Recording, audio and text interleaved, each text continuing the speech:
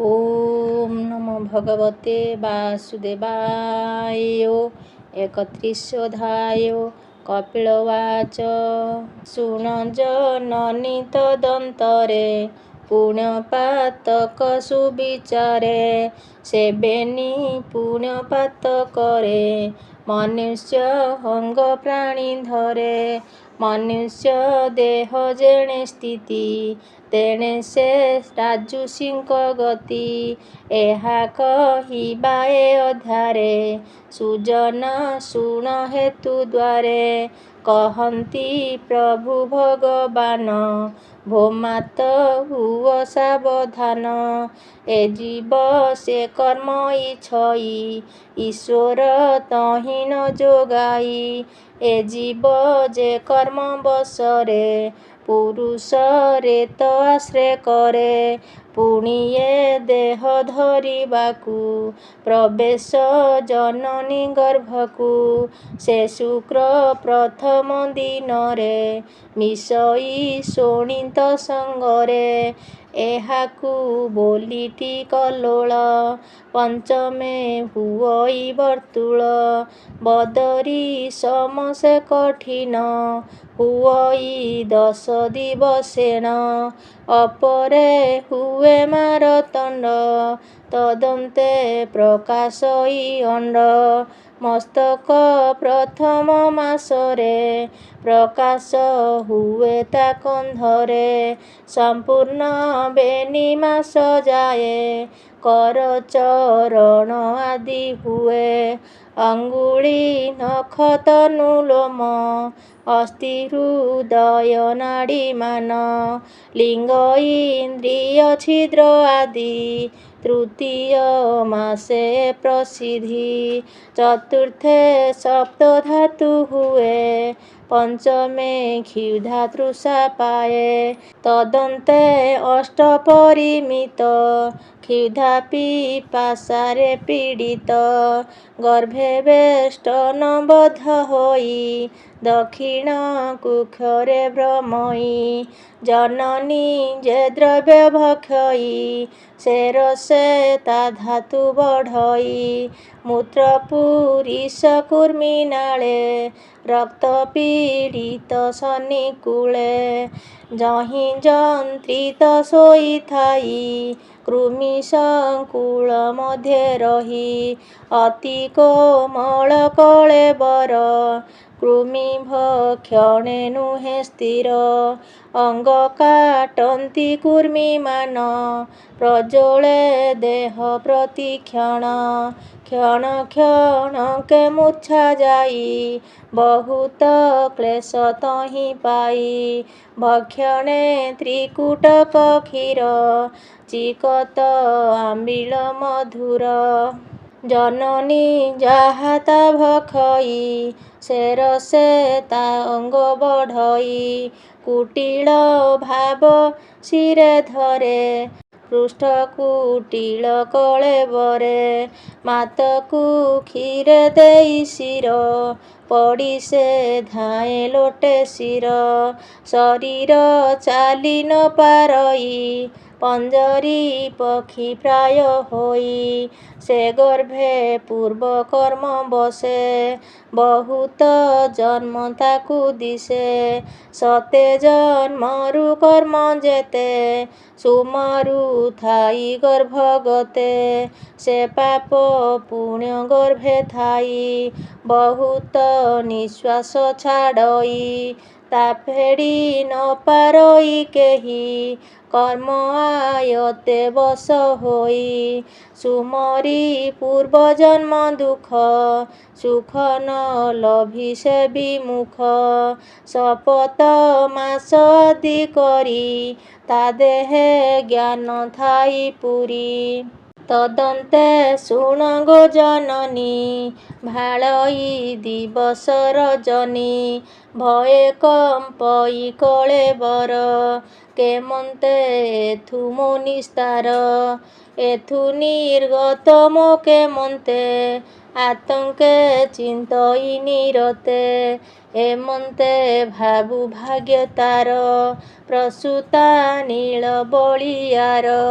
ଦେହକୁ ଅସ୍ଥିର କରଇ କୃମିର ପ୍ରାୟ ସେ ଭ୍ରମଇ ସେ ରୂପେ ଗର୍ଭତା ଭ୍ରମଣ ଦୁଃସହ ସେ ଦୁଃଖ କଷଣ ଅତି ବିମୁଖେ କଷ୍ଟ ସହି ସେ ଗର୍ଭେ ଆତ୍ମାକୁ ଦେଖଇ ସେ ରୂପେ ଅତି ମନୋହର ଧ୍ୟାନେ ନ ଜାଣଇ ଶରୀର ନିରତେ ଭାବୁଏ କଚିତେ ଭକ୍ତ ହୃଦୟ ପ୍ରମୋହିତେ ସପ୍ତ ଧାତୁରେ ବଧ ହୋଇ ଅଞ୍ଜଳି କରିଣ ପ୍ରାର୍ଥଇ ଜୀବୱାଚ ବୋଲଇ ଶୋକେ ଭୟ ଚିତେ ଭୋନାଥ ମୁଁ ଯେ ଗର୍ଭଗତେ କଷ୍ଟ ମୁଁ ପାଉଅଛି ଯେତେ ଏଥୁ ଉଦ୍ଧର ପ୍ରଭୁ ମୋତେ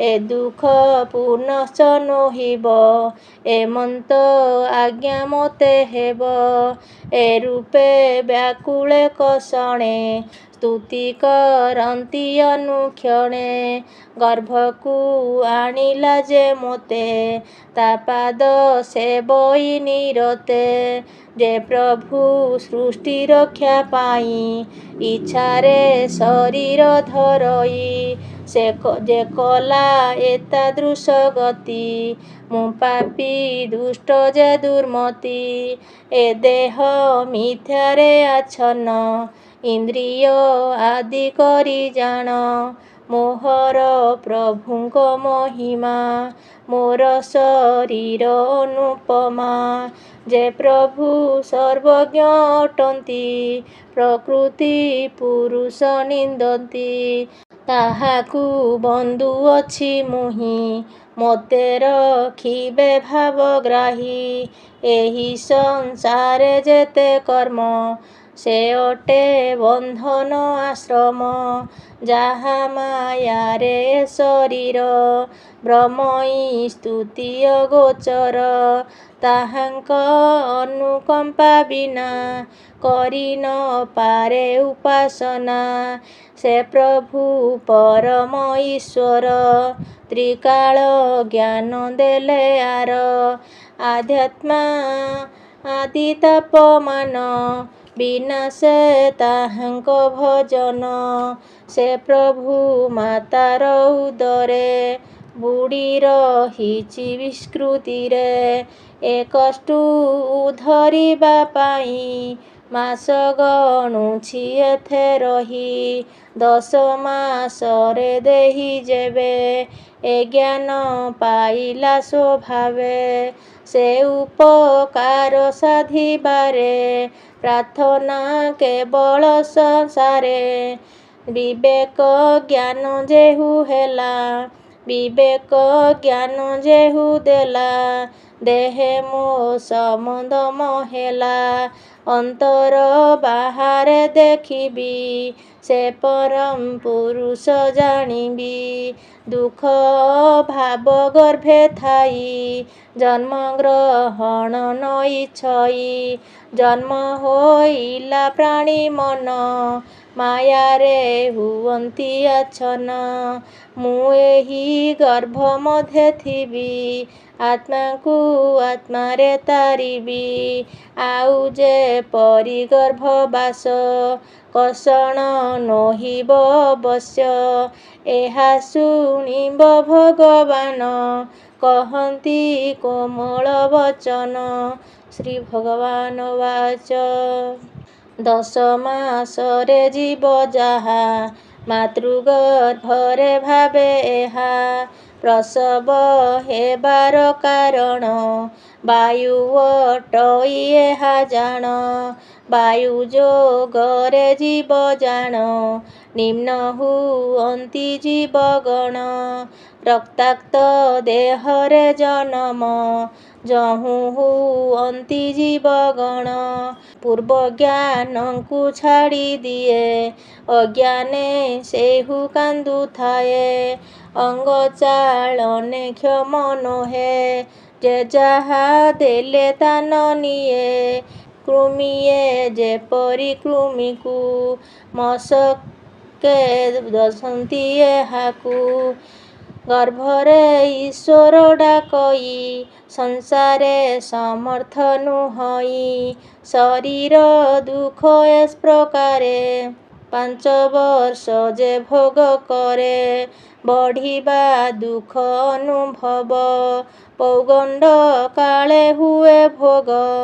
ଯୌବନ କାଳେ ଅର୍ଥ ଲବ୍ଧ ନୋହିଲେ ହୁଅନ୍ତି ସେ କ୍ରୋଧ। ପରେ ତାହାର ଅଭିମାନ ବଢ଼ଇ କ୍ରୋଧ ଆଦି ଜାଣ। ଅଜ୍ଞାନ ହେତୁ ଜୀବ ଜାଣ ମୋହି ମୋହର କରେ ଜ୍ଞାନ।